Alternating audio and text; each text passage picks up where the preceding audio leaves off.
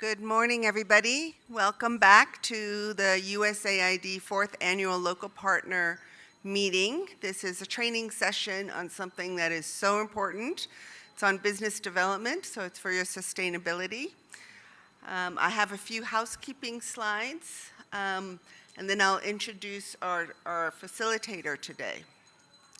So first of all, welcome back. I hope you had a great day yesterday. Thank you so much for being on time and being on time for the plenary. Again, if you want to be in the live session, please be seated by 12:50. I think it's really nice to be in the same room as our keynote presenters. Poster sessions will be from 5 to 6. And we had an amazing turnout of people who wanted to have dinner with the USAID leadership. And we were only allowed 45 seats plus the leadership. So we did a lottery, and if you got an email, you have been selected. And if you've been selected, please go to the desk and get your credit card per diem swiped, and you'll get a dinner ticket. And again, thank you for being such great participants. So today's presentation is on business development, and I'd like to introduce Rebecca Boiler. She is from IntraHealth International, based in Ohio. These days we can all work remotely. Our offices are actually in Chapel Hill. She's been with us for a year and a half. I've worked with her on proposals, and she's a rock star. We won ASAP too because she helped. So she has a lot of good guidance on the procedures and how to submit and the time frame. And so this session will be on everything from the beginning, the concept, to submission. So I bring to you Rebecca Boiler.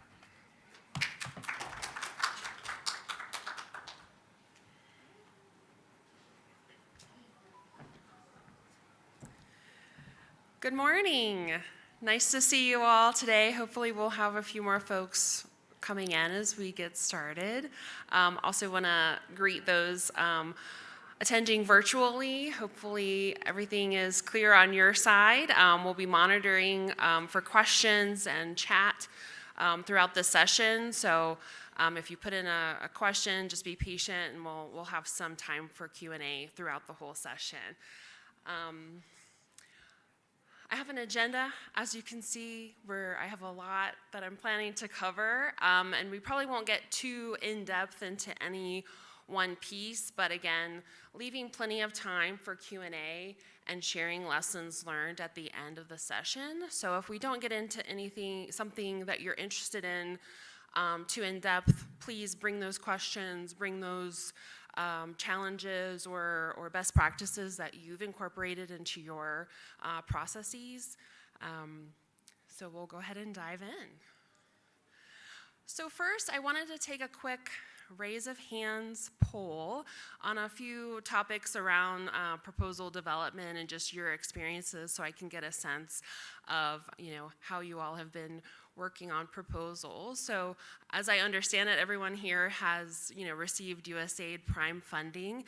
So I was just curious if anyone in the room, your organizations have worked on competitive USAID proposals before? So just about, everybody?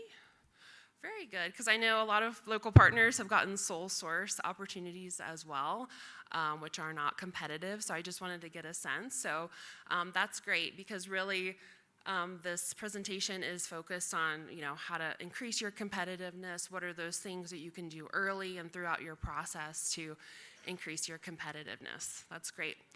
How many have done proposals for non-USG donors so far? Okay, just about everybody. Great. I've been doing business development for over 12 years now, and what I have learned working with all sorts of donors is that USAID is the hardest. So if you can do a USAID proposal, you can do a proposal for any donor out there. So once you've mastered USAID, you're on your way to putting in other competitive proposals. Fantastic. And I was just curious, before we get in today, by raise of hands, how many of you are interested in learning how to find more opportunities, find more ways to engage with USAID? Of course, everybody. Planning to share with you, the ways to find USAID opportunities. We have some other guides that we'll provide probably post-session for other donors that work in the HIV/AIDS space.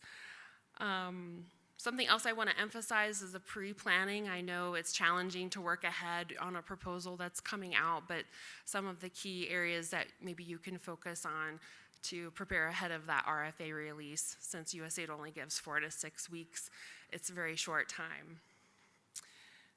And finally, partnering. I understood coming in that partnering is a topic of interest and perhaps of a challenge. So we're going to go through some ways to think about partnering, approach partnering, and hopefully make it go your way, and you can drive that process.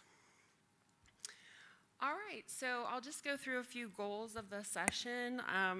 Really, again, to share best practices. I'm not going to get into the weeds on how to produce different parts of the proposal, but really, what are those things that you could perhaps implement in your process, or tools or templates that you could bring in that will help you with your process and maybe save some time on some of the pieces.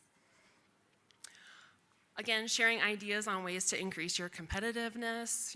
As we know, USAID funding is quite competitive as are other donors. So what can you do to increase your abilities to produce the best proposal if possible?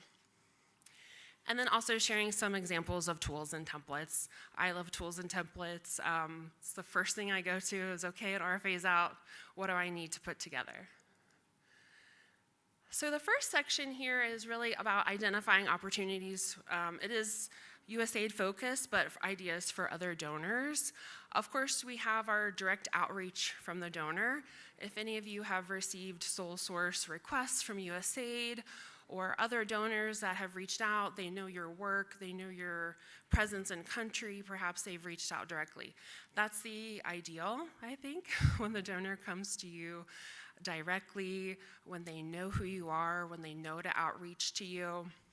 It can also present challenges, of course, if they're asking for work that's challenging, that maybe is a stretch, but it's saying that they have confidence in reaching out to you and that you can do the work. One thing that really also helps with identifying opportunities is becoming familiar with USAID's country development cooperation strategies for each country. USAID has these 5-year strategies for each country or region, depending on how the mission covers.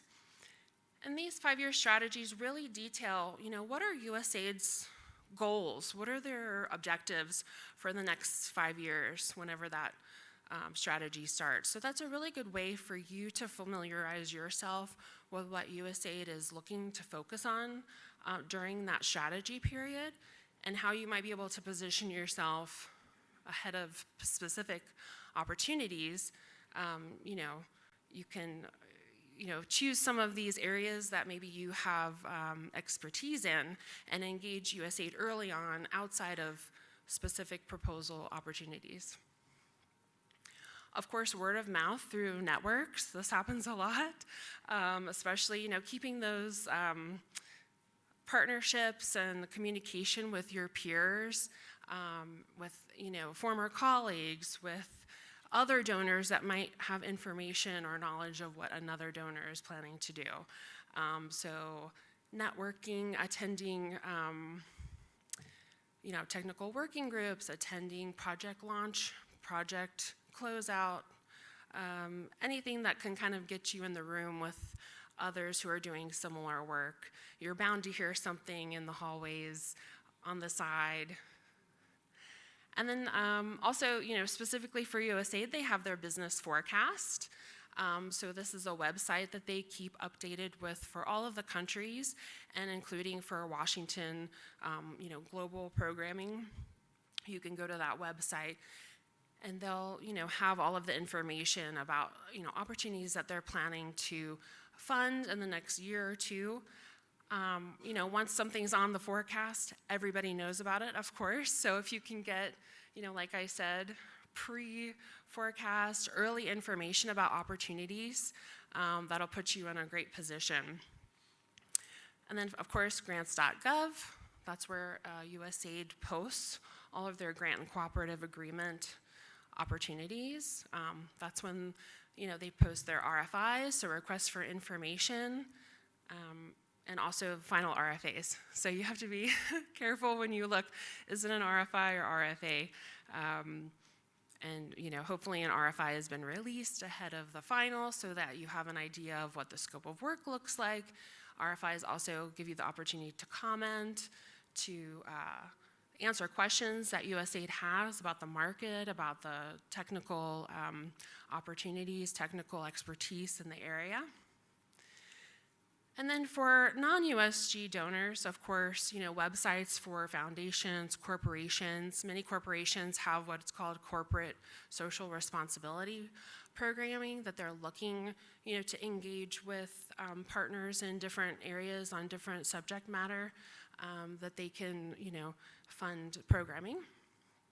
And of course, INGOs, as an employee of an INGO for many years now, working with local partners is so important, and really, hopefully the INGO partners really just bringing the funding together to really help, what's happening on the ground, what you're already doing. So like I said, we put together, I should say Catherine put together some resources for HIV and AIDS funding. It's a document that we're adding to and reviewing, but there's all sorts of multilateral funding, bilateral funding, US, of course, US funding, foundations, US-based NGOs, international NGOs.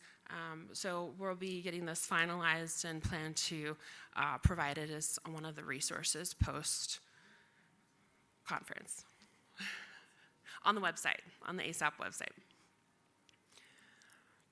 So this is just a quick screenshot. I don't know, this might be redundant for many of you, but USAID has really stepped up their game on their US Forecast website. I've been very impressed with this over even the last year.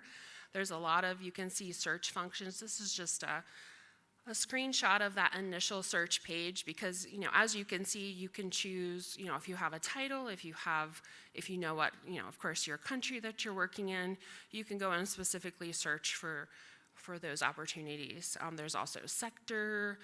They have small business set aside because this is really the main place that USAID posts for grants and contracts.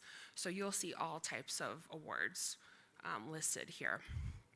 And the nice thing about the specific entries here, this is an example that's very general, but you'll see all the different types of information that USAID provides. Country eligibility criteria, so they're getting very good about really specifying which opportunities are for local organizations only, which is just really helpful to know that far in advance of something coming out, and that everyone can see it and prepare as needed.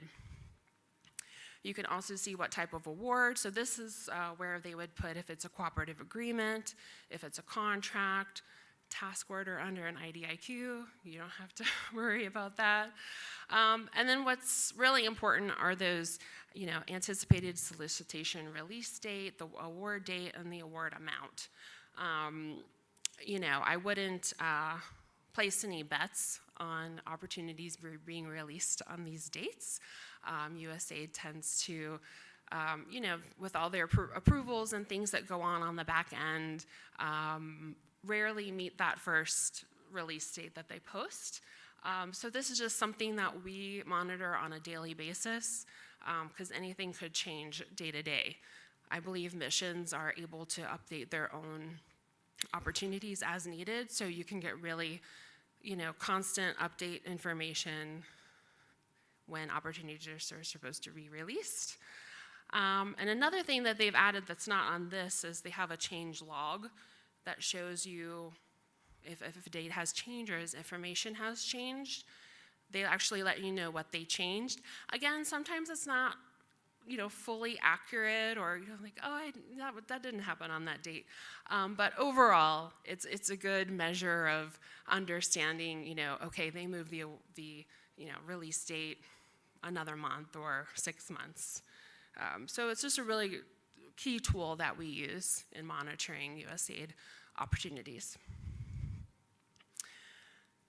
Of course, grants.gov, hopefully you all are familiar, but again, this is where USAID posts all of their grant and cooperative agreement opportunities. Again, RFIs can be posted here, and it's for all of the US government. So in addition to USAID, of course, the US CDC, under the Department of Health and Human Services, covers, of course, a lot of HIV and AIDS funding, and you can also search here for their opportunities. CDC is also really good about posting forecasted opportunities. So I think they just actually released most of their forecasted opportunities in the last couple of weeks. I think they're all scheduled to come out January 4th. Again, we'll see if that happens, but again, CDC very good about putting out forecasted opportunities there. I'm just going to take a small pause and take a drink of water.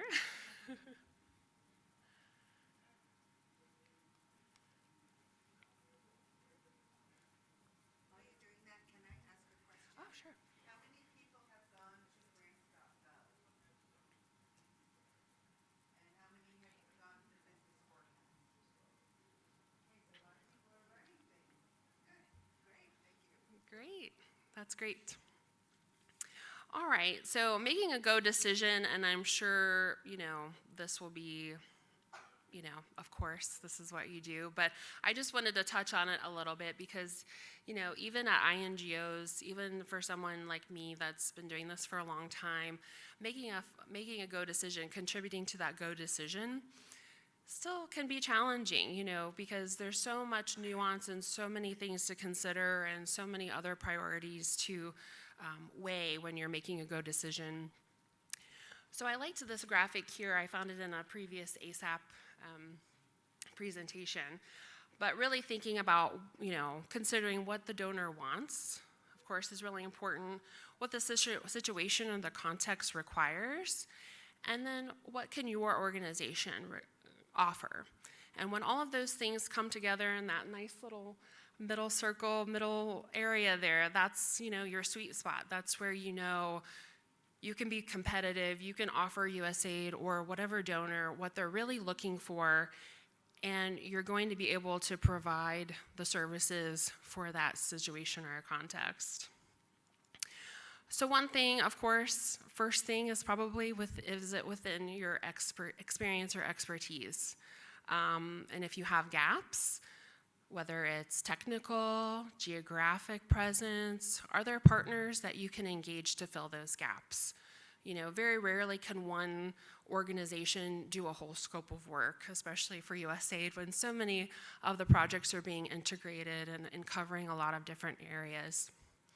So really having the knowledge of, what are your own gaps or weaknesses, and really being honest about that, and understanding, what other partners can support you in completing the work. Of course, is it strategic for your growth and expansion of your organization and its mission? If it's not, there's not much need to consider it. That's an easy, not for us. But like I said, as these programs continue getting more integrated and covering more pieces, it really allows your organization to maybe delve into other areas or work with partners that you haven't worked with before. Is it through a mechanism you can implement?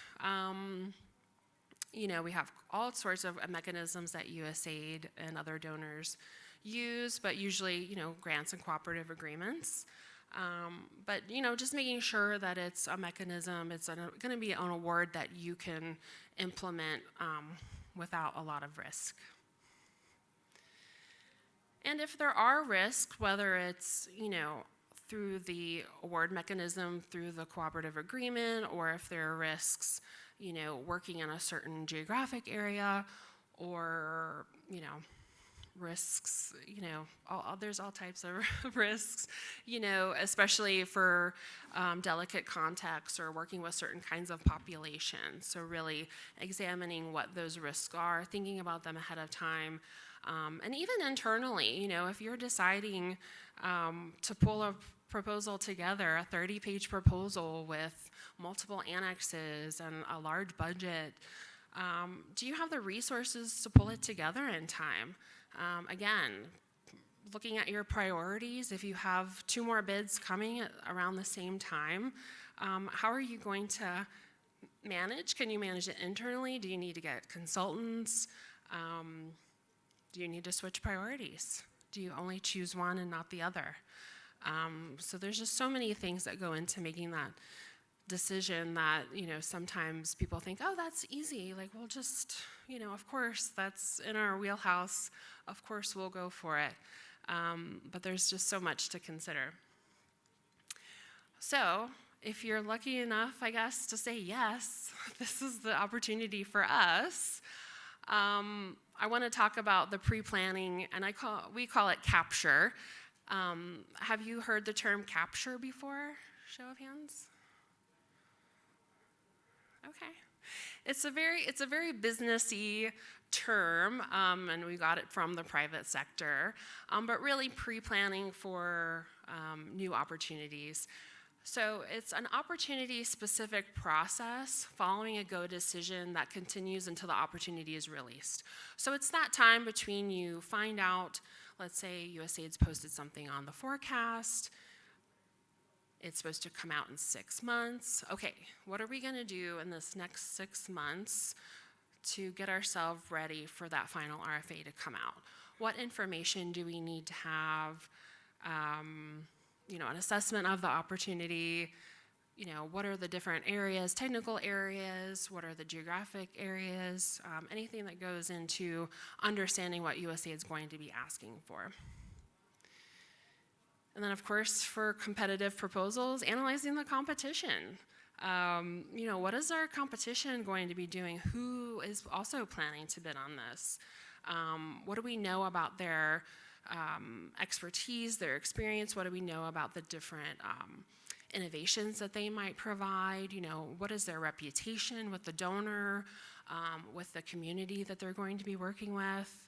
All these are just really important to understand, to put together.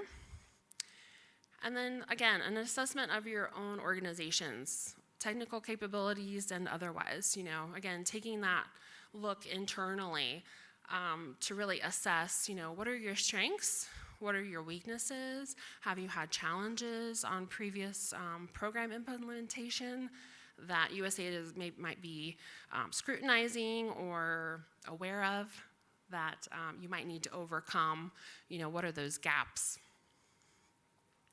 So using all of these analyses and assessments, you can use that to, one, create the strategy to how to resource your proposal effort and identify your proposal team.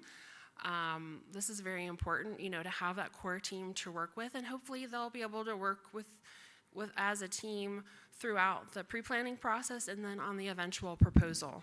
It's very challenging to hand over and switch responsibilities throughout a proposal process. But hopefully, you can identify at least 1 or 2 key people that are going to be involved and going to have that knowledge from A to B about what you're doing on the proposal. And then you can also take this time to prepare your partnering strategy, begin building your consortium. It takes a long time to identify those potential partners, have those conversations, internally discuss, what is our strategy? How do we want to configure our consortium? Do we need an INGO partner? Do we need a research partner? Just whatever the opportunity is calling for, you'll need to use that to start making those connections. And then you can also take time to come up with your initial technical management and budget strategies. Of course, this is in an ideal world if you have a team that can cover all of these areas. you can start talking about all of these things, especially if you have a robust scope of work that USAID is going to be putting out. If you only have the 1 or 2 sentences on the forecast, it makes it a little more challenging. But there's some assumptions that can be made, and there's some, inside knowledge, hopefully from your technical or other members of your team that can help inform and make assumptions to move forward on some of these pieces. And then finally, recruitment of key personnel.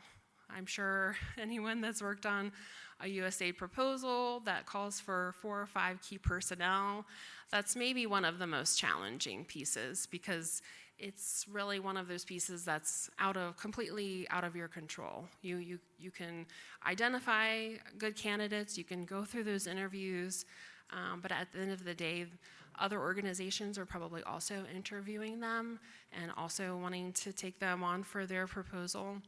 So, starting the recruitment process early is really key to make sure you're getting the best candidates for those roles.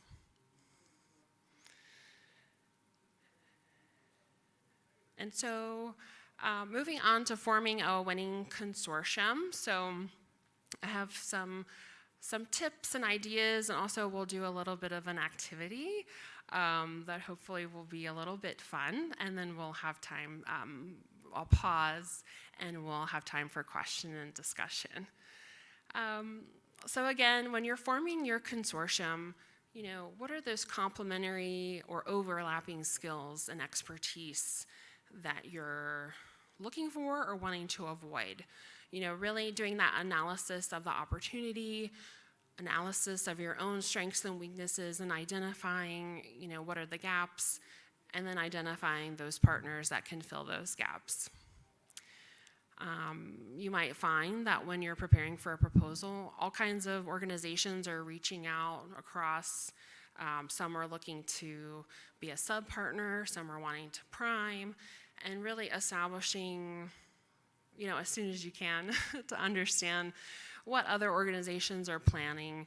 I know within the INGO community, it's sometimes a lot of awkward phone calls because everyone's hesitant, in this competitive environment sometimes to share information or to share plans. But, to be a good partner and to act in good faith and, to be as honest and to share as much as you can early on, which really speaks to, looking for partners that have a good reputation and credibility.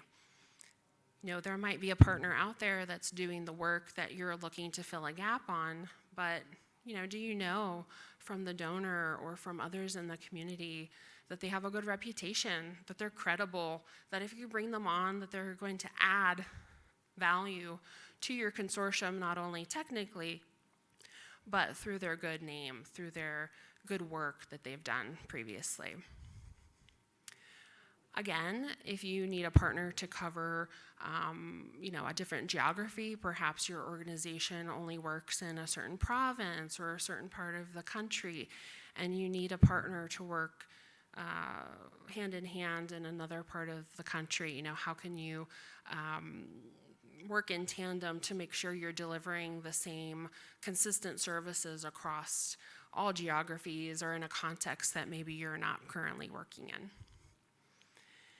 And then there's kind of the legal, the particulars of the paperwork. What kind of partners? You need an exclusive partner. So this is a partner that's only going to be on your bid. They're not going to be working with any other consortiums, or non-exclusive. And I found over the years that USAID will even prescribe, in RFAs that they can't sign local partners exclusively. Because at the end of the day, whoever is awarded is going to be working with those local partners because they're so key and embedded in that context. You're not going to be able to bring in anybody else. And I think that's advantageous for our local partners. It makes it challenging to share information during the proposal process, but at the same time, it allows the partners to be on multiple bids, multiple proposals, and increase our chances of being on that winning team. And then also, thinking of if you need a partner to just provide technical assistance, Or do you need a partner to do implementation? Something else to consider. Or resource partners. Again, those partners that no matter who comes in, you're going to be working with that partner that's working perhaps at the district or local level, any of the hospitals or health centers or others that are working in the community. They're there regardless of who's implementing the project. And so, cultivating a relationship early on and getting to know them is also very important. And so again, how do you identify potential partners? Of course, researching current implementers with USAID or other donors in your particular field, in that particular technical area, that might be working in that particular geography.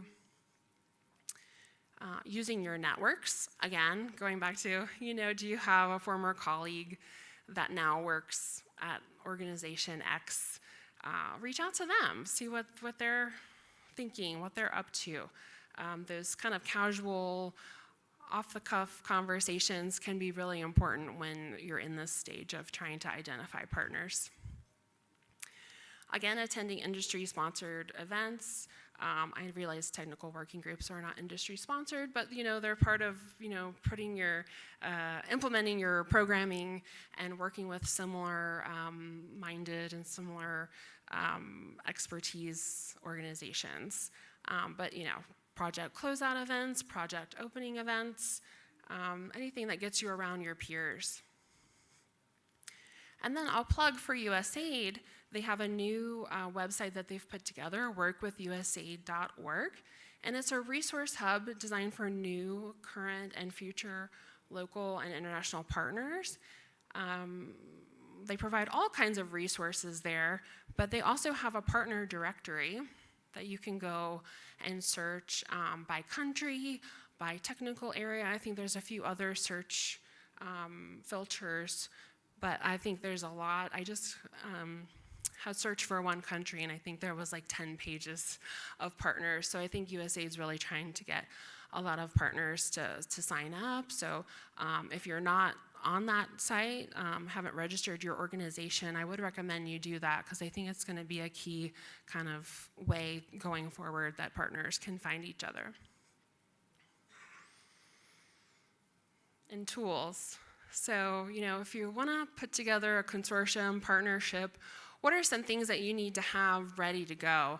From my experience, capability statements. I've written a lot of capability statements in my day, and for maybe 1 or 2 opportunities, I've written 10 different kinds of capability statements because they can all, depending on what partner you're talking to, what information they're looking for, details, but it gives a summary of what your organization does, what technical and geographic expertise you have. What are your proof of your qualifications, that they can look at that document and say, okay, these people seem to know their stuff on testing and care and treatment. And of course, identifying scopes of work for those partners. So, okay, you've had the conversation with the partner. Now it's really time to kind of get into the details. And it depends, if you're in the pre-planning stage and you don't have a lot of information on what the opportunity, all the details of the scope of work of the opportunity, you might leave this a little more open and it'll be subject to review when the final RFA comes out. But really, agreeing with that partner what their roles and responsibilities are for the proposal and also for the project. So what are, setting out your expectations on their participation in the proposal development process, and then for the project, what is their scope of work, what personnel, perhaps key personnel they might need to recruit for, things like that. We also use non-disclosure agreements. This is really to protect each of the parties. If you're maybe not quite ready to sign an agreement, this gives you coverage that you can, have open and honest conversations or talk about kind of proprietary information, but that you're going to be, you're agreeing to not share that information out further. And then finally, the pre-teaming and teaming agreements. So these really establish the formal relationship between your organizations. setting out parameters under which you'll work, details the scope of work for the project and for the partner itself. So again, these can be exclusive or non-exclusive. Just you have to review what your language is usually working with your legal department or those that are working on compliance. And like I said, pre-teaming agreements are entered into before the RFA comes out. And again, subject to review or adjustment. Once the final RFA is released, as you know, USAID could change the scope of work. You know, an IR that the partner was supposed to work on could have been removed or could have something added to it. So you just want to understand between each other that until that final RFA comes out and even until the proposal is submitted, nothing's so set in stone. You know, you have to be willing to negotiate and continue those conversations. Again, you know, sharing proprietary or competitive information, you know, you want to be a good partner and share, but you really have to be careful until you have a formal agreement in place. You really want to, you know, again, in this competitive funding environment, you know, partners may, you know, intentionally or unintentionally share information, and you just want to make sure that you have that agreement and understanding in place. And doing it as soon as possible. So as we know with proposals, everything's as soon as possible. Do it now, do it yesterday. So again, starting these conversations about partnering early before that RFA comes out and you have that final deadline will really take some of that pressure off of having to do this all, you know, the day after the RFA is released. Okay, we're getting to our activity. I've been talking a lot, so I'm hoping to hear from you a little bit. I know we have this microphone here, but you know, if you want to shout out, that's fine. We can reiterate it up here. So I put together a scenario just to kind of see what you would be thinking if your organization is considering a new opportunity.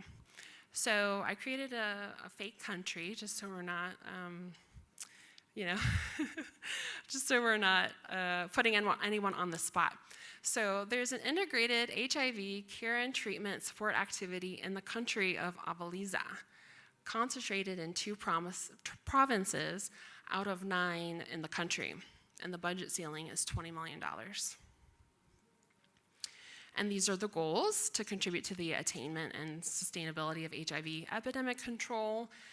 And it has 2 objectives. So the first objective is to provide site-level technical assistance to ensure comprehensive implementation of national guidelines, procedures, and other standards of practice at service delivery points to maintain and improve the quality of service. And then the second objective is to advance and strengthen strategic information and evaluation for data-driven and evidence-based implementation. As we know, strategic information is becoming more and more important and more essential to each and every project. So for example, we work in an organization, we have expertise in Objective 1, we're providing that site-level technical assistance, but you have a gap in experience for Objective 2, and you don't work in those 2 target provinces. So here's some questions. What would you do? So the first question, you know, what do you think? Would you want to prime or sub this opportunity at first glance?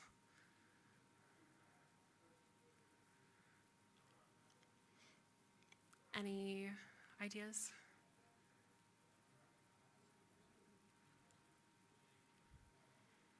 You can just shout it out. Prime? Look for subs.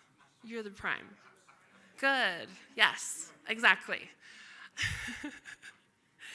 Your first reaction should always be to prime and then be talked down into subbing. Okay, so why do you think priming would be a good idea?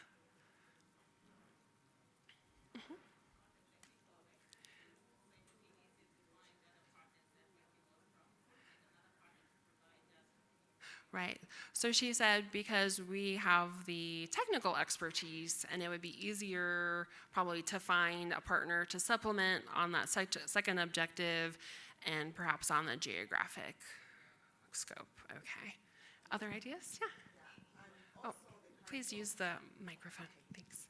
Yeah, also looking at the kind of core, it's a technical assistance, and so even if we are not implementing at provincial level currently, it would be easier for us to mobilize and be able to still work on it.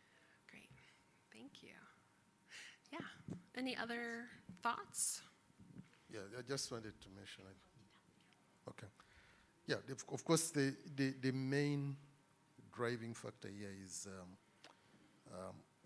care and treatment, supporting care and treatment programs. Right. We know that they are data guided. Decisions are guided by the data, good quality information, but the main thrust of this project is on care and treatment. So if that's where my strength is, then I'd consider to be a prime. Right. Great. Thank you. Yeah, exactly. That's exactly when I was putting this together. I was like, oh yeah, we would totally prime and find partners to cover the rest. Sure. All right. I agree. I will be the prime. I'll sub for other organizations. I will work in the other 2 provinces that I will not be covering. And then also for the objective 2, I'll also sub. And being a prime, I will rely so much on this objective 2 to advance my program implementation. So the objective 2 will help me to implement better with the data I am deriving from the organization I'm giving this out to work. Yeah.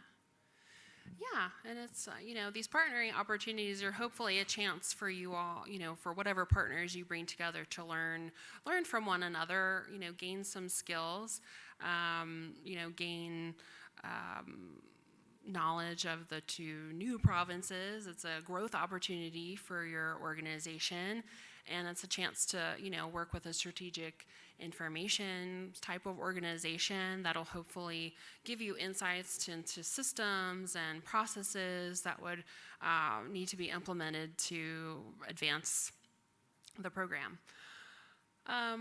So yeah, what types of organizations would you look for to be on your consortium? So I guess we've agreed we'd probably try to find a strategic information evaluation partner.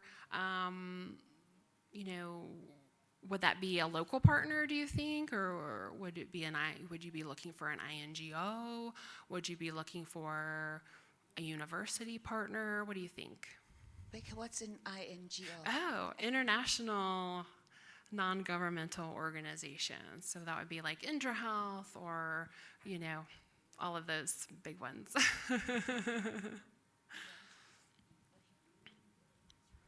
Sure. I think I would look for any as long as they have the expertise and the experience to take up that role. So Okay. I would really consider their history and what they've been doing and if they have experience in that space. Great, thanks. So you're open. Whoever can do the job. Okay, just take one. I just look for international NGO, but with some kind of share of responsibilities with prime partners. That's how we can share responsibilities and transfer knowledge and experiences. Right. Yep. Yeah, so if you do bring on an INGO, how can you work with them, learn from them, share, like you said, share responsibilities, and maybe even talking about, transitioning or, how they can transfer some skills. Yeah, go ahead. Yeah, for objective 2, I'd look for an INGO, those that have got like good systems, automations like Broadreach. And then for objective 1, since I'm not in those geographic areas, I'd look for local partners that have got experience and working in those areas. Very good. So it would be a mix. Only one INGO. Okay, only one though. I think, For objective 2, I think it depends on the market, because if they are well-established local NGOs that have had a history in Objective 2, I'd be open to that. And then also it depends if this mechanism is a follow-on to another, and there are existing partners who had implemented, I'd also target them if they did a good job. So local NGO, preferably, depending on the market, but also open, depending on the dynamics. Excellent. Thank you so much for raising that. Yeah, is it a follow-on to a current project? Is a project closing out? Who are the partners working on that project? Do they have this expertise? Could you bring them over? Yeah, that's an excellent, excellent point. All right, so you have these ideas of the types of partners you'd be looking for, and you may already have specific names in mind, but how would you go about initiating that conversation? Let's say, you're thinking of an INGO, but, you don't personally have any contacts there. Maybe you did desk research and identified a particular organization, but you don't have direct contacts yourself. How would you go about reaching out to that INGO?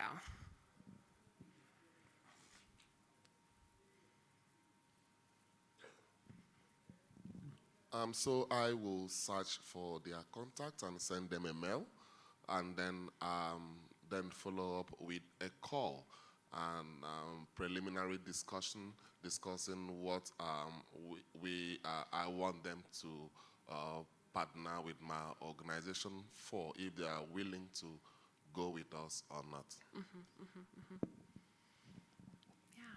Yeah, Lavinia? Sorry, it's the light.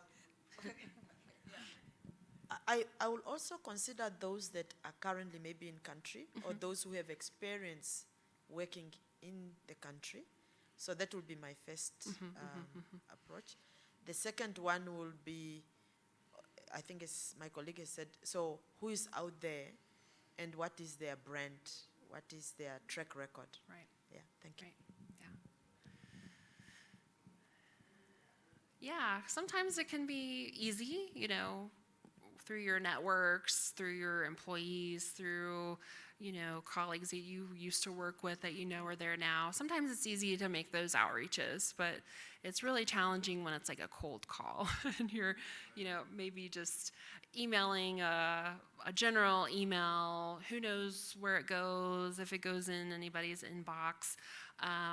LinkedIn has become a really great resource.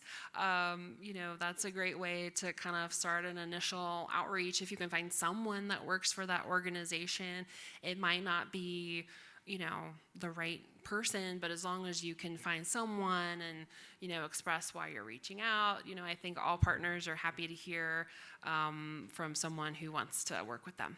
Yeah, go ahead. Hi, and of course, you remember yesterday in our session, most people were there. One of the key things we talked about was actually having the north, south, east, west people, the skills, the right level connections, and I think that would really be good as well. That's great. Absolutely, Yeah. use that as one of the key points. Great. Thank you for making that connection. It's all related. Everything we do, for whichever side you work on. Okay, great. So we're priming. We're going to have an international INGO as our sub. We're going to look for a local partner or two that work in the provinces to help us expand our geography. Again, keeping in mind the budget ceiling, 20 million. That's a pretty good size, but you do want to be careful of how many partners you sign up and what their expectations as far as budget ceilings might be. As we know, INGOs are expensive and expect a lot in their scope of work, so it's going to take some managing of expectations, managing of, okay, you're not getting 17 million out of 20. But hopefully no one's coming in with that expectation, but we know how it is negotiating budgets. Okay, so I'm gonna take a pause, open it up for Q&A for anything that I've covered so far.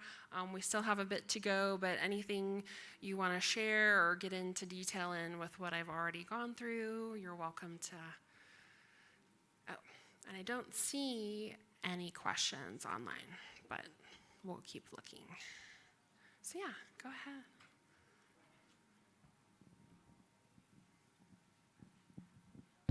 Well, thank you so much for the presentation. Mine is not necessarily a question per se, but it's a comment. How I wish we can create a community of practice for especially resource mobilization, because ideally all local organizations that have transitioned into prime awardees are struggling with the same challenge of sustainability and being able to get additional funding streams. So I